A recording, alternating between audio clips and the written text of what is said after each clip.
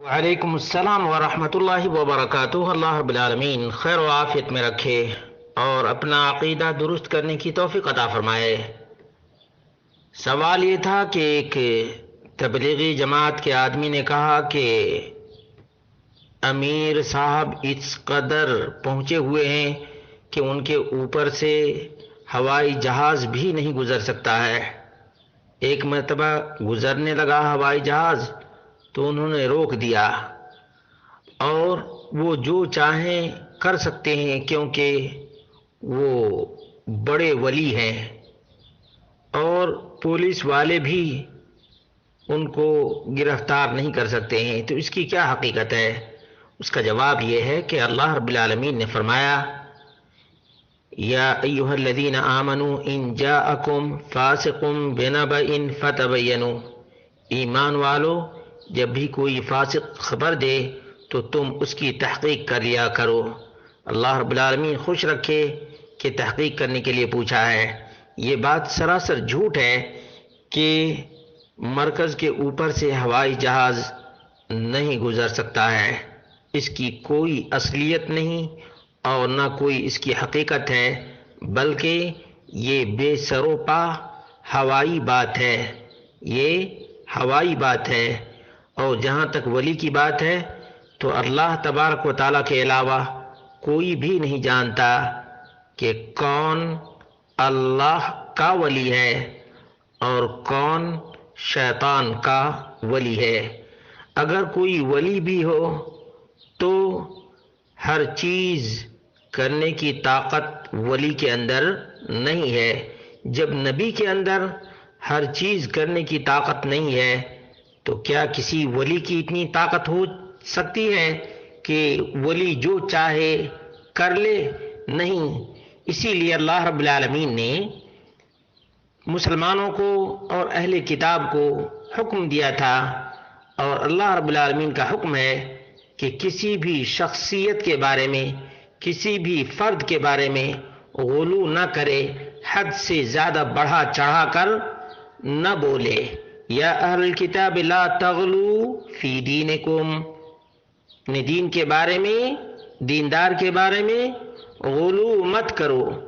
اور اللہ کے رسول صلی اللہ علیہ وسلم نے فرمایا، ایاکم والغلو، لوگو غلو سے بچو۔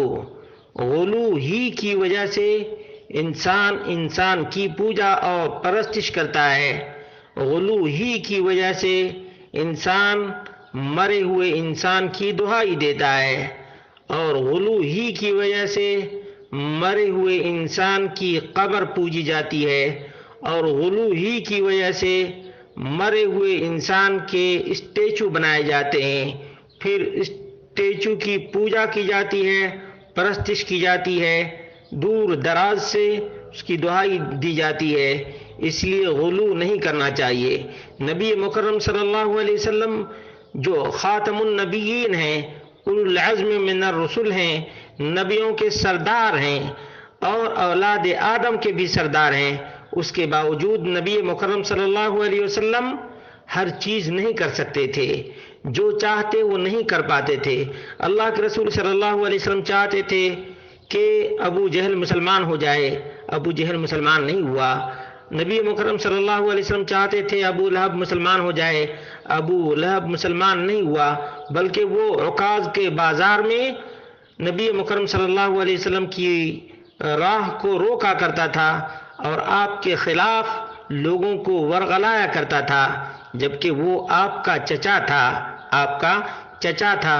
معلوم یہ ہوا کہ اللہ کے رسول صلی اللہ علیہ وسلم بھی جو چاہیں نہیں کر سکتے، تو کیا کوئی امتی ایسا کر سکتا ہے؟ یہ غلو ہے اور سراسر زیادتی ہے، دین سے دوری ہے۔